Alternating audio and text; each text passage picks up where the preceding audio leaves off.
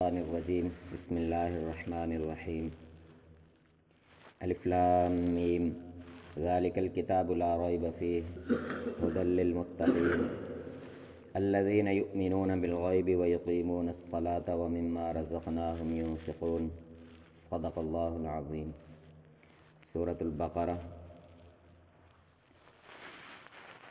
اللہ تعالیٰ نے یہ کتاب ہم انسانوں کی کامیابی اور رہنمائی کے لیے نازل فرمائی ہے،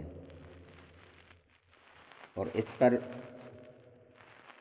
ایمان کے لیے شرط ہے انسان کا حساس محتاط ہونا۔ اس کی ہم ایک مثال نبی اکرم صلی اللہ علیہ وسلم کی زندگی سے سمجھ لیتے ہیں۔ نبی اکرم صلی اللہ علیہ وسلم نے 40 سال کا عرصہ مکہ مکرمہ میں گزارا۔ تو یہ 40 سال سمجھیں کہ مکہ والوں نے نبی اکرم صلی اللہ علیہ وسلم کی ذات اور آپ کی شخصیت، آپ کے کردار کو پہچانا، آپ کا تعارف حاصل ہوا۔ تو جب نبی اکرم صلی اللہ علیہ وسلم نے پہلی عمومی مجلس بلائی دعوت کے لیے، تو اس میں سب سے پہلے اس چیز کو رکھا کہ میں پہاڑ کے اوپر، میں بلندی پر کھڑا ہوا ہوں اور آپ سب نیچے بستی میں بیٹھے ہوئے ہو۔ تو اگر میں یہاں کھڑا ہوا یہ دعویٰ کر دوں کہ یہ پہاڑ کے پیچھے سے دشمن کی فوج اور لشکر تم پر حملہ آور ہونے کے لیے آ رہا ہے، کیا تم اس بات کو تسلیم کر لو گے، اس بات کو مان لو گے؟ تو انہوں نے کہا کہ بالکل ماننا پڑے گا، کہ ہم نے آپ کو پہچانا ہے 40 سال، ہم آپ کو جانتے ہیں۔ باقی باتیں بعد کی ہیں، تحقیق ہوگی کتنی فوج ہے، کدھر سے آ رہی، جب تحقیق میں پڑھیں تو پتہ چلے کہ نہیں، وہ باتیں بعد کی ہیں۔ لیکن ایک دفعہ تو بات تسلیم کرنا پڑے گی، ماننا پڑے گی، فکر کرنا پڑے گی، اپنی حفاظت کے لیے دوڑنا پڑے گا، کوئی انتظامات کرنا ہوں گے۔ اسے تقویٰ کہا جاتا ہے، انسان کا خطرے سے محتاط ہو جانا۔ ہم اسے شریعت میں بھی تقویٰ کہتے ہیں، ویسے عام طور پر بھی اسے تقویٰ ہی کہا جائے گا۔ یہ ان کا تقویٰ تھا مکہ والوں کا، انہوں نے کہا جی ہم مان لیں گے۔ اب آئی بات کہ آخرت کے حوالے سے بہت ساری چیزیں ایسی ہیں کہ جو ہم نے دیکھی ہوئی نہیں، اور بہت ساری چیزیں ایسی جو لوگ کہتے ہیں ہمیں سمجھ میں نہیں آ رہی، وہ کیوں کا سوال اٹھاتے ہیں، یہ حکم کیوں دیا گیا، یہ چیز حلال کیوں کی گئی، یہ حرام کیوں کی گئی، جنت کیوں بنائی گئی، دوزخ کیوں بنائی گئی۔ یہ کیوں والی باتیں جو ہیں یہ بعد کی ہیں۔ پہلی چیز یہ ہے کہ کہنے والا کون ہے، اس کا تعارف چاہیے۔ تو جب کہنے والے کو پہچان لیا گیا تو پھر اس بات کو ماننا پڑے گا۔ تو جس نے کہا ہے اس نے اپنا تعارف کروایا خود، قرآن مجید میں مختلف نشانیاں ہر دور کے، ہر زمانے کے لوگوں کے لیے۔ اس وقت کے جو لوگ تھے، اس دور کے جو لوگ تھے، وہ کس طرح کس کس چیز کو جانتے تھے، کیسے کیسے جانتے تھے، تو اللہ تعالیٰ نے ان کے لیے اپنا تعارف ان کی زبان میں، ان کی سوچ کے مطابق، ان کے شعور کے مطابق کروا دیا۔ آنے والے زمانوں میں انسان کہاں تک پہنچ جائے گا، تو آنے والے انسان کے لیے تعارف ان کے شعور کے اعتبار سے کروا دیا۔ اب وہ جو آیات تھیں جو آنے والے زمانے کے لوگوں کے لیے اللہ تعالیٰ نے رکھی تھیں، اس زمانے کے لوگوں کو وہ سمجھ نہیں آئی، انہوں نے ان کا ترجمہ کیا اور آگے چلے گئے، ترجمہ کیا اور آگے چلے گئے۔ آج وہ آیات اپنا تعارف کروا رہی ہے کہ یہ آیت آج کے لوگوں کے لیے تھی، ان کے لیے نہیں تھی۔ ان کے لیے تو اللہ موجود تھا، بس ہمارا رب ہے جی، اس کا وہ تو بس اسی بات پر مان لیتے تھے کہ اتنا خوبصورت کلام ہے تو بس یہ اللہ ہی ہے۔ جو سخن شناس لوگ تھے وہ کہتے تھے جی کہ بس ہمیں تو اور کوئی نشانی نہیں چاہیے، اتنا خوبصورت کلام ہے نا، تو بس ہمارے لیے یہی کافی ہے۔ کسی نے کچھ دیکھا، کسی نے کچھ دیکھا، تو انہوں نے کہا جی بس ہم نے تو یہ چھوٹی سی بات سے ہی پہچان لیا کہ یہ اللہ ہے، یہ اللہ کا کلام ہے، یہ اللہ کا حکم ہے۔ اب آنے والے دور میں ہم دیکھتے ہیں کہ کیا کیا کچھ، اب ہمارے قریب میں 3 بڑی تحقیقات ہوئی ہیں جس نے دنیا میں تھرتھلی مچا دی۔ پڑھے لکھے لوگ، دیکھو جی سائنس کہاں چلی گئی، دیکھو جی سائنس کہاں چلی گئی۔ وہ 3 کون سی ہیں؟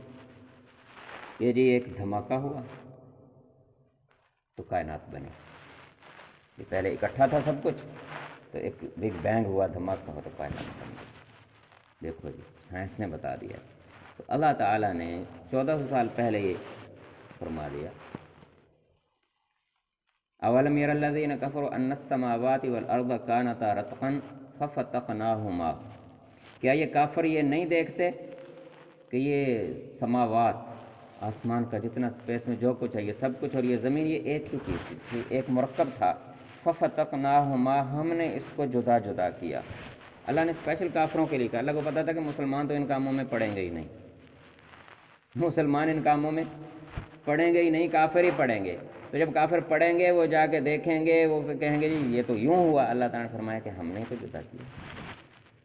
اب اگر وہ اپنا شور مچائیں، خوشیاں منائیں، اس تحقیق پر جشن منانے کے بعد فارغ ہو جائیں، فارغ ہو کر آ کر دیکھیں یار یہ کیا ہے، ہم نے تو آج اپنی بڑی کامیابی اس کو قرار دی، 14 سال پہلے کون کہہ رہا ہے؟ تو یقیناً اگر ان میں سے کوئی محتاط حساس ذہن کا ہوگا کہ یار یہ اللہ ہی ہے۔ ہم تو آج پہنچے، اتنے خرچے کرنے کے بعد اربوں خربوں ڈالر خرچ کیا ہم نے اسپیس پر، پھر ہم جا کر اس چیز پر سرچ کی، پھر ہمیں پتہ چلا کہ یہ ہوا۔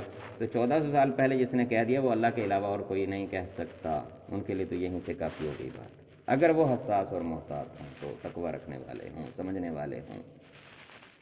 دوسری، یہ کائنات پھیل رہی ہے، کائنات پھیل رہی ہے، تو اللہ تعالیٰ نے فرمایا وَالسَّمَاءَ بَنَيْنَاهَا بِأَيْدٍ وَإِنَّا لَمُوسِعُونَ، آسمانوں کو ہم نے بنایا ہے اور ہم اسے وسعت دینے والے ہیں، ہم اسے وسعت دینے والے ہیں، پھیلاتے جا رہے ہیں، پھیلانے والے ہیں۔ اب اس زمانے کے لوگوں کو نہیں پتہ تھا کہ اسپیس پھیل رہی ہے، یہ کائنات پھیل رہی ہے، نہیں پتہ، تو انہوں نے ترجمہ کیا جی اللہ نے کہہ دیا جی آسمان کو ہم نے بنایا اور ہم اسے وسعت دینے والے ہیں، بس ٹھیک ہے، ان کو ضرورت ہی نہیں پڑی اس تحقیق میں جانے کی۔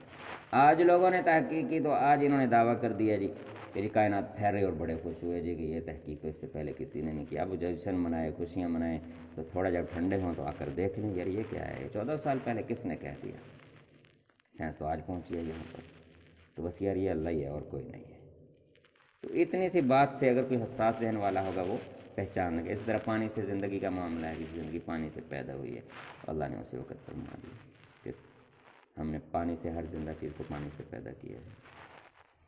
تو یہاں پر اللہ تعالیٰ نے فرما دیا کہ یہ کتاب ان لوگوں کے لیے ہے جو تقویٰ والے ہیں، جو ڈر اور خوف رکھتے ہیں، محتاط ہو جاتے ہیں خطرے کی خبر سن کر آنے والے کی۔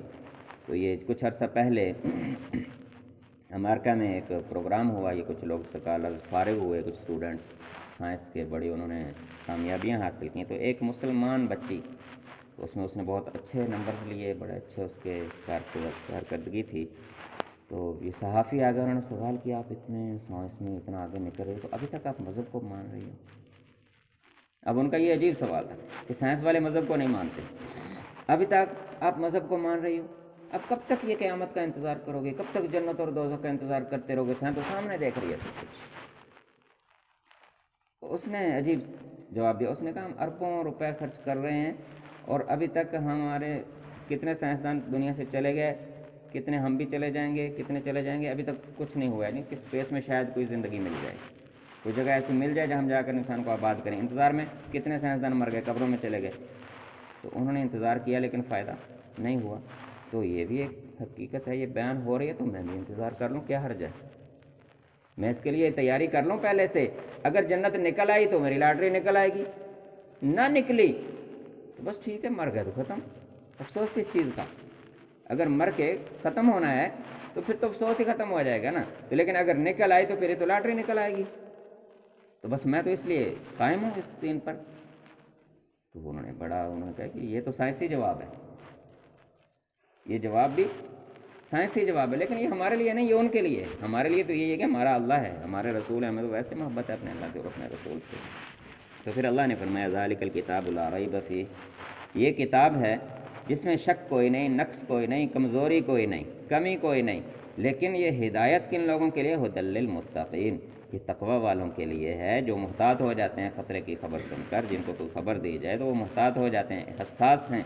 الذین یؤمنون بالغیب، جو ایمان لے آتے ہیں ان دیکھی چیزوں پر، بغیر دیکھے چھپی ہوئی چیزوں پر، تو پھر وَيُقِيمُونَ الصَّلَاۃَ، اور نماز قائم کرنے لگتے ہیں، وَمِمَّا رَزَقْنَاهُمْ يُنْفِقُونَ، اور جو ہم نے انہیں رزق دیا ہے وہ اپنے ان وعدوں کے لیے، جو وعدے اللہ تعالیٰ نے ان کے لیے کیے ہیں، وہ ان پر پھر خرچ کر کے تیاری کرنا شروع کر دیتے ہیں، بالکل اسی طرح جس طرح سائنس خرچ کر رہی ہے کہ آنے والے زمانے میں ہم نے کیا کرنا ہے۔ دعا ہے کہ اللہ تعالیٰ ہمیں ایمان و عمل کی زندگی اور تقوی کی زندگی نصیب فرمائے۔